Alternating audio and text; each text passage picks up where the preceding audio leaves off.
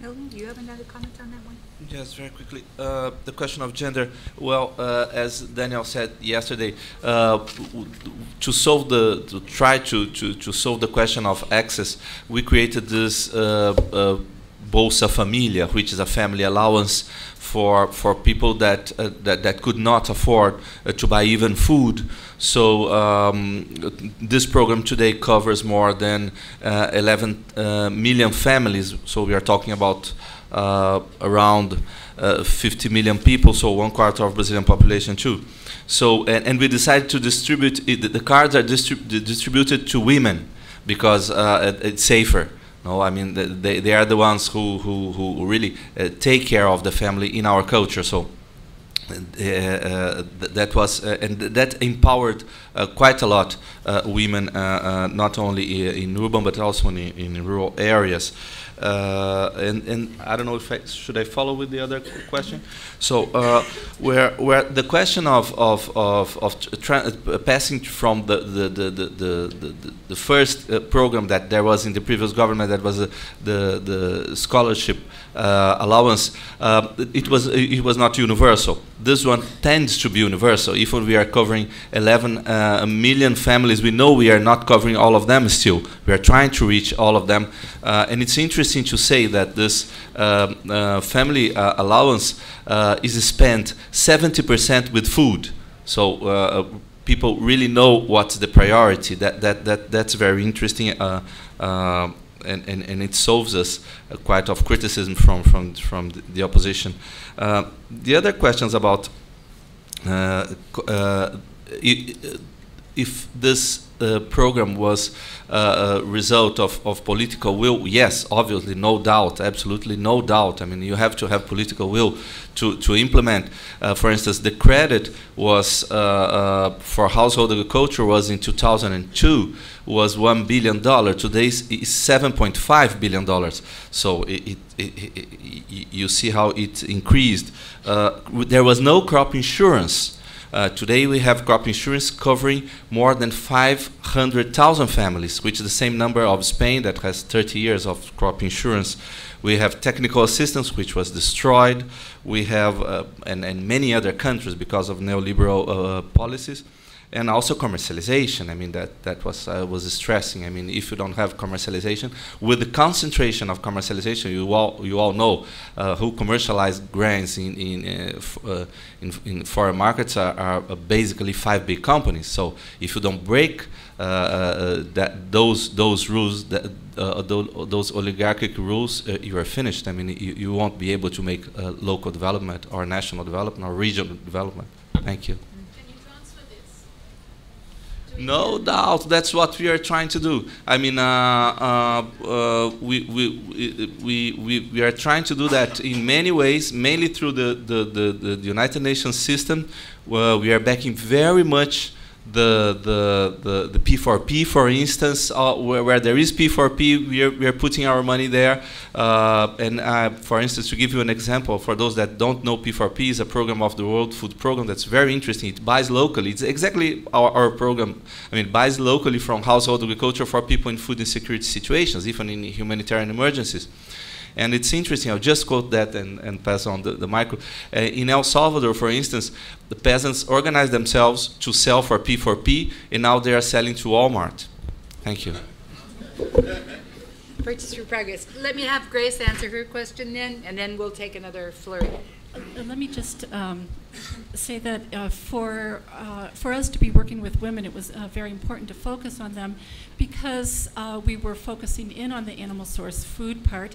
And in Ghana, women have the responsibility of providing the stews and the soups for the meal for the household.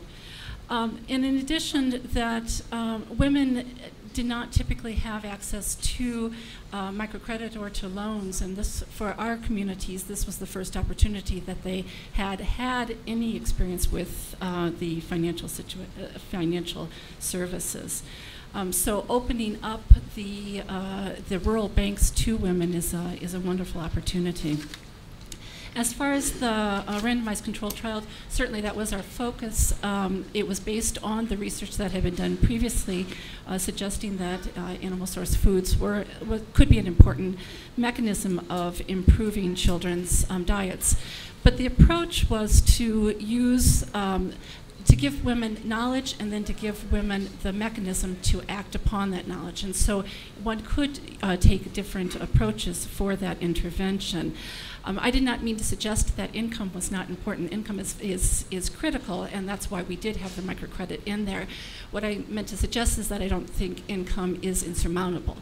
And by giving women the opportunity to have access to microcredits and to learn how to be successful businesswomen, they were able to improve the diets of their children and the children's health.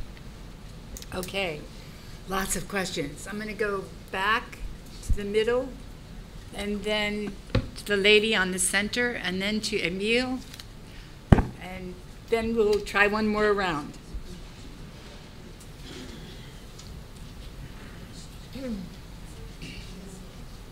I was going to start back there, but anyhow.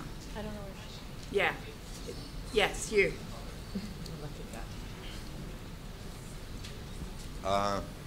My name is Alam from the Millennium Village project in Ethiopia. I was just wondering about one important element which is missing in all these discussions and Hold projects. it close to your mouth, please. Okay. That is the appropriate water harvesting technologies, especially using small-scale irrigation. In most sub-Saharan African countries, like my country, both availability and access is a critical problem. I don't agree with the idea of that our problem is only access of food, because we have degraded land, we have water-stressed areas which critically need a support in appropriate water harvesting technologies. Is it because lack of vision or lack of resource? I'm just wondering about that. Okay, good question about sort of a factor of production that wasn't mentioned so far. The lady in the center here. Thank you. I'm Neelima Ketan from India. I have a question to the panel. Since yesterday and this morning also the plenary and even now in the panel, there's a lot of talk about, when we talk about agriculture, nutrition, health, and generally that problems are complex, that the context influences problems and the solutions, that we need to work towards interdisciplinary solutions, break silos. So that's kind of one thing that we are hearing again and again in this conference.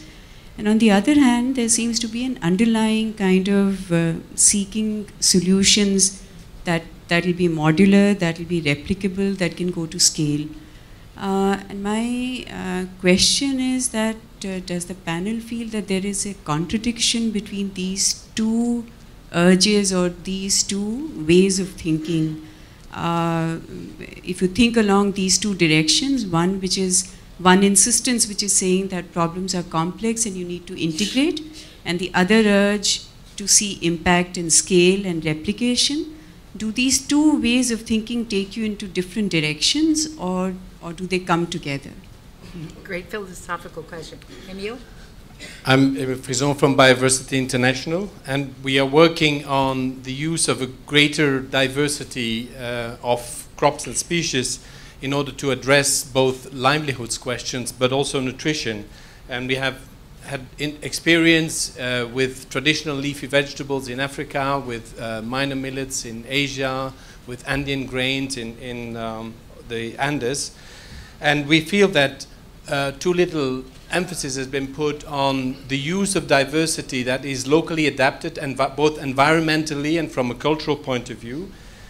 And a lot of species that have been displaced by policies focusing on just a few energy-rich, nutrient-poor cereals. So the question I would like to ask is, what has been the experience of Helen Keller in their program in using a wider range of locally and traditional species? And also to Tom Arnold on what is the plan in the RAIN program of trying to tap in that diversity. Okay. I'm, in the interest of time, I'm not going to repeat the questions. I think you all heard them very quickly about water harvesting and access. Another one on the sort of contrast between sort of a complex interdisciplinary solution that's modular, focused, versus going national, going to scale, and being therefore simple enough to be replicable. I think that was the essence of the question. And then Emil's question, specifically to Helen Keller, on use of locally adapted and sort of diverse sources of germplasm, and Tom with regard to Zambia. Okay? It's as short as I can be. My name's not Helen. I'm just joking. Again, jumping right in terms of the water harvesting, a lack of vision or a lack of resources, I think for HKI and our work in Asia Pacific, we've been innovative in terms of trying to utilize water and get water from one place to the other place being the field so the crops grow. I think we've not worked yet so much in Africa, and we're now in Burkina working on a similar model and adapting it to Burkina, and we're finding the challenges of water, and we're testing out drip irrigation and seeing if that's cost effective. So we hope as the program grows more in Africa that we will be able to take on these challenges, because it's critical, not just water for the growth of the plants, but also for the health and sanitation and the hygiene of the families. I actually don't have a problem thinking multi-sectorally and all these complex issues. It's not because I'm particularly bright, but I find that as I go down to the village level, that things become more simplistic and it becomes clearer. It's easier to be multi-sectoral at the community level. So I find I can live with both sides of that coin. In terms of Emil's question in reference to our work of use of the diversity of the local plants and crops, this is definitely what we do. Certainly the experience in Asia Pacific is to use what's locally there and to build on that rather than to bring in new items. So it's building on the strengths that already exist in the communities to the extent possible. I think there is room for improvement to do more a greater analysis of what might be missing in the diets of local communities to help inform the types of vegetables and fruit or animal source foods you'd like to promote, and then you see if they're available. And that's not been done rigorously yet to date.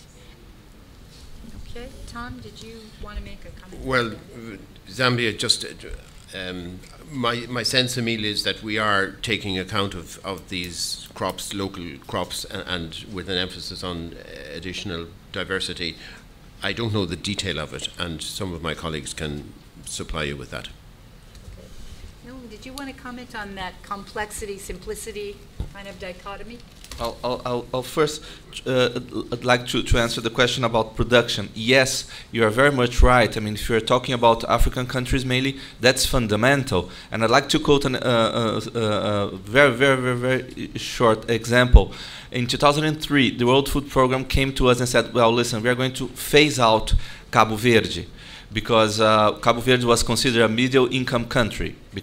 The reason why, I mean, I think you can imagine, the food had to go elsewhere. So we said, but I mean, Cabo Verde imports 80% of its food. How are we going to tackle with that? We decided to try to cooperate with the school feeding program. And last year, the World Food Program delivered to the government of Cabo Verde its school feeding program. It's now a national school feeding program. I mean, it took us 8 years working with the World Food Program, very hard, but it's there. So even a country that imports 80% of its food can have an autonomous school feeding program and can work more and more for its food sovereignty, because if it's true that we are not going to say that we are going to produce everything we need, that's not possible, and that's what international commerce is about. That's why it is there. It's possible to look for food sovereignty and increase our production with utilizing our biodiversity, and that's fundamental, obviously, to get there. The other thing about micro and macro. Well, if we are based on a rights-based approach, we have to be universal. No, human rights are fundamental, so they are universal, and they are not limited even by frontiers. No, we have to protect where the right to food is concerned. We have to protect, we have to promote, and we have to provide food for everybody in need all over the world. Thank you. A major challenge. Okay. 2 more questions, one on this side over there and one in the front. Now, back in the third row. Good afternoon. This is Lalita Bhattacharjee, nutritionist with FAO based in Bangladesh. I have a very basic question to the panel because the models have been presented and the views which have come out are extremely exemplary, and this is something that has been going on for years in the region and elsewhere. My question is, in terms of sustainability, has there been any attempt to integrate this into the existing service delivery structures in the 3 sectors, health, education, and agriculture? We are aware that there are extension services in each of these sectors, and there are key agricultural extension services, health extension, and education which is being delivered. One of the entry points would be to integrate nutrition into these existing service delivery structures so that at the grassroots, the women's groups, the farmer field schools, and the community clinics as we have, these have a common set of nutrition messages, and currently the challenge is to improve the quality of the messages. It's not only about advising them to take better foods and a variety of foods. I think the quality of messages are very important, addressing both undernutrition and overnutrition. So maybe you can comment on that in terms of sustainability issues. Okay. And then right here in the front, we're going to give the lady in the front row the last question. Okay. Joyce Chikafunda from Uganda. I have 2 questions. The first one was on water and has been touched on. Vegetables need a lot of water. Doesn't that increase on the workload of women in Africa? Maybe you can comment on that. My main question was for RAIN. I want to commend RAIN for handling stunting, which many projects shy from because it's a long term.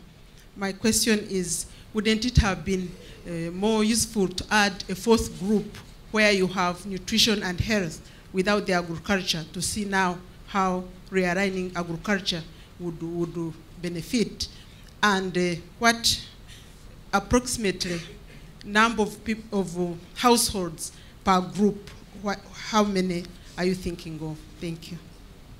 Okay, 2 very specific questions here. One on sustainability through integration with ongoing government services where they exist. I think various of our speakers have already addressed it in one form or another. Do you want to do a quick wrap-up on it? Yes, Victoria, and then I'll do Milton. Sure. I think my last slide and the last point I was making is exactly that point, that this is something looking to the future. There are instances where nutrition messages have been sort of mainstreamed into government systems using one approach that was used as Essential Nutrition Action Framework, where there's trying to be a harmonization of what the key messages are that should be promoted by different actors within the health sector in this case. What's not being done is the same thing for the agricultural sector, and that refers to my last slide. And that's where I think it's really a copybook that has no writing in it yet, and that's what we need to address, because that's fundamental for the longer term sustainability. But something that's not been touched on here, which is really key as well, but doesn't get far enough attention or resource investment, is that of pre-service training, especially in agricultural schools, let alone in health schools, in terms of the key nutrition and health actions that can save lives and improve the quality of life. So I think one has to look at that in the longer term as well. Do you also want to comment on increasing women's workload? I think this is always a concern, and I touched on it a little before. Moving forward is something that we would like to take that into account more in terms of that very fancy diagram with lots of boxes on, and one of those boxes should certainly be time allocation and how that affects either positive and negatively sort of the child care and other critical factors, and how it might play off in other aspects of the program design. So it's important, and it hasn't been given enough attention, I don't think. So you've hit the nail on the head. There's a study from Save the Children that found that access to water for irrigation was the critical factor in terms of women's adoption of improved fruit and vegetable production. Tom, do you want to make very specifically to Joyce's question, I don't actually know whether this was considered in the program design, but Rahul Rawat, who's here, can tell you that maybe after the meeting. I mean, I suppose my own sense would be that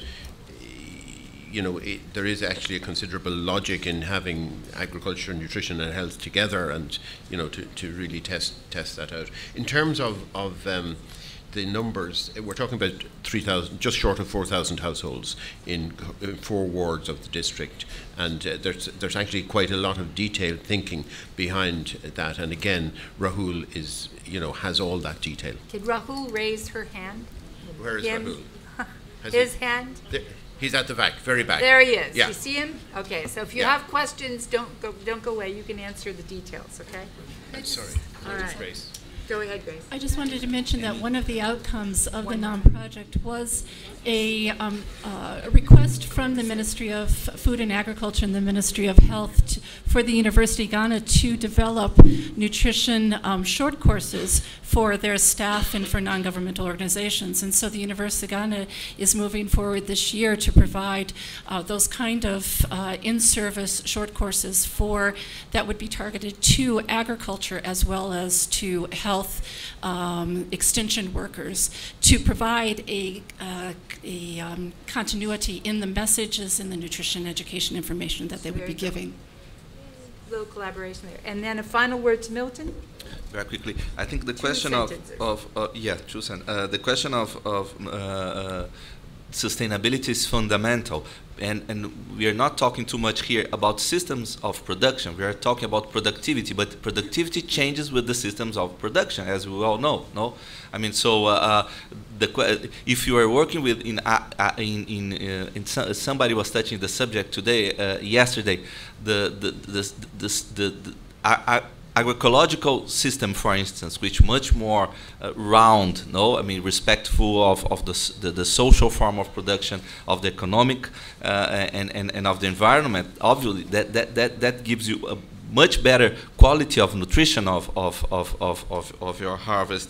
And the other thing about the lady from Uganda, I think that, I mean, our experience with cisterns is very good. I mean, it's very helpful. The water comes from heaven. I mean, it's just, you have just to collect it adequately, and you can use for consumption. You can use for small livestock and garden too. Thank you very much. Great. All right. With that, I apologize to the many, many people who had their hands up waving in the air and clearly wanted to probe and ask questions of these extremely experienced and extremely committed panelists today. So let me just close by thanking all of them for sharing their experience with us and following up. Thank you.